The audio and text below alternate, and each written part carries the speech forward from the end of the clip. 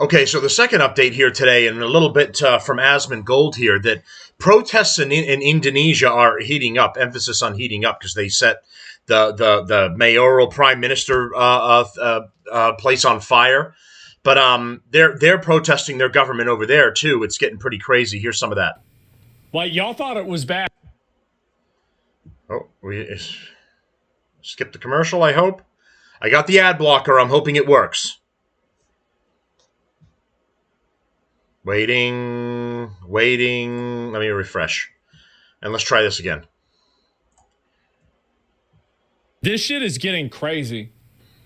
Like, y'all thought it was bad yesterday? Well, you could say it's heating up. Indonesia has seen another day of anti-government protests. They're being fueled by the death of a 21-year-old motorcycle driver who was killed when a police armored vehicle ran him over at the site of a demonstration in the capital. In central Jakarta, rioters set fire to a 5-story building near police headquarters, while others torched vehicles and attacked government offices. Demonstrators are angry about what they call lavish perks for lawmakers, rising living costs, and the lack of jobs. It's only going to get worse because a lot of these developing countries relied on manufacturing jobs from first world countries. And now those manufacturing jobs are getting edged out by automatic machinery. Yeah, this is just going to keep getting worse. President Subianto has appealed for calm and promised a full investigation. Gasping for air from tear gas. Paramedics are rushing to get this protester in Jakarta. It seems to me like this person getting run over, this was like a flashpoint, but it wasn't really the beginning point. It seems like these people have been unhappy for quite a while.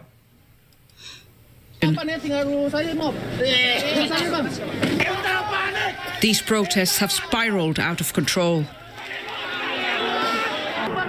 But they started as largely peaceful demonstrations against low wages and lavish perks for lawmakers.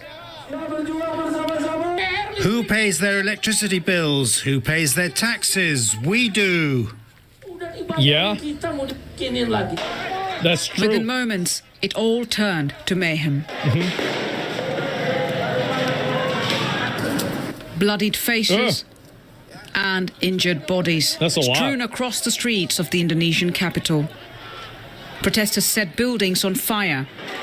God damn, what the fuck? The police responded with tear gas.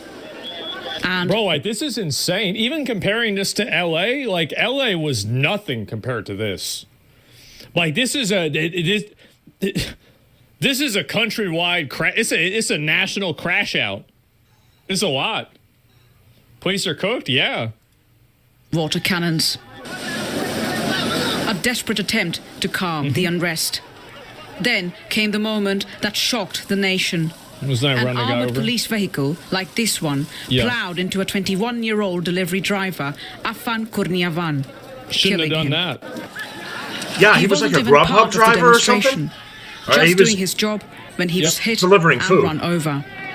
Either way. Man, this that's sad. Is his funeral. Their GDP is fake. I think really the problem is that a lot of these countries don't really have any, like, a lot of their economies are built around other countries giving them money for, like, services. And dismissed from their jobs. Afan's death has ignited national outrage, forcing even the president to break his silence. Yeah, I mean, obviously, right, make a compilation. Yeah, no recipient will say something like that with no one to back it up. Indonesia's fast-growing economy with low level of unemployment, the issue of the wealthy getting excessive privileges and abuse of power from the government. Well, I mean, I feel like it's definitely, I mean, like, they have the same problem. What I find to be really interesting about this is that I think this is the reason, like, if you look at a country like this is probably one of the reasons why America has such a strong two-party system. It's so they avoid having nationwide crash outs like Indonesia's having, because really whatever privileges that the people in the Indonesia parliament are having, I bet the people in America's fucking House of Representatives and Senate have even more. So why is it that nobody here is doing the same thing? Well, it's because people are so divided here. And that's, I think, one of the biggest differences is that if you effort made to poison pill any type of economic socialism or any type of economic distribution of wealth or economic responsibility that wealthy people have. And they poison pill the groups of people that are advocating for it with identity politics. Why would people use such bad examples of this? Still remains unknown. In Jakarta, one young man's death has become the symbol of a nation's fury. And that fury is still burning. Yep. Let's go to Jakarta now and talk to our correspondent, Ferdinand Hemawan. Ferdinand, how is the situation there this morning? Damn, they're still naming each other Ferdinand over there? I never met somebody named Ferdinand in my life.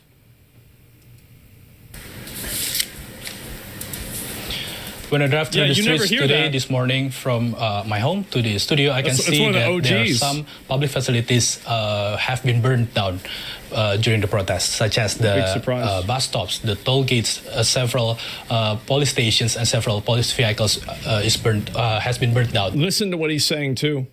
Everything, and I'm sure that there is wanton violence and looting that happens, and it's bad whenever it happens anywhere. But the primary victims and the primary things that were being destroyed by these protesters are government buildings. It's not like BLM where they burn down an AutoZone and loot a Gucci store. That's a huge fucking difference. Yeah, that's true. The streets. And the major toll roads in Jakarta is also still closed, and the people are still cleaning up after the protest. But and Jakarta is not the only place that the protest was happening. It was happening also in other big cities in Indonesia, such as Makassar, Solo, and stuff. But I can say that for now, the situation is getting more conducive, and hopefully it can get more conducive and not escalate even more from now on. Ferdinand, if they want to de-escalate it, they got to put the guy that ran the person over in jail. They got to say they're going to put him in jail. Like that, and I don't even think 10 times bigger than the minimum wage in Jakarta. That makes the people angry. But what? Yeah, I mean, it's a let them eat cake moment. I mean, obviously, this is the same thing that's happened all over the world, like historically, where people have gotten furious at, these rich people that are giving each other massive amounts of money. I thought in this video, the people I'm pretty that are sure actually living in the country, presidential palace or whatever it is, fucking money, doing all of this stuff. Look at this is fucking insane. This is out of a Call of Duty or something like that. I don't even know what people are saying here. Most of the illegals in your country do the work you don't want to do. Isn't it an agriculture branch that's collapsing in the U.S. now? Yeah, but I don't think that the solution to the solution to Americans not wanting to be, basically like farm laborers or crop laborers is not to import a bunch of people to do that job for them. Like, it's just simply not that's not the way that I would solve the problem. I think it's a bad way of solving the problem. To the vehicles it's just of burned out buildings. Photography's nice though. Yeah, you're right about that. Oh, and this is from yesterday. Holy shit! Look at this. Or from earlier, I guess, at night. Like a POV. Dude runs with Is it like a GoPro or something? Look at this. Yeah, somebody else got a fucking GoPro or a drone. And they're shooting off fireworks. Or Roman candles, if you ever heard that. Yeah. Firework launcher. They got field of view real high? Yeah, exactly. They're shooting back. Man. Holy shit. This dude is crazy. I don't know if he's got a personal drone going along with him or what. House?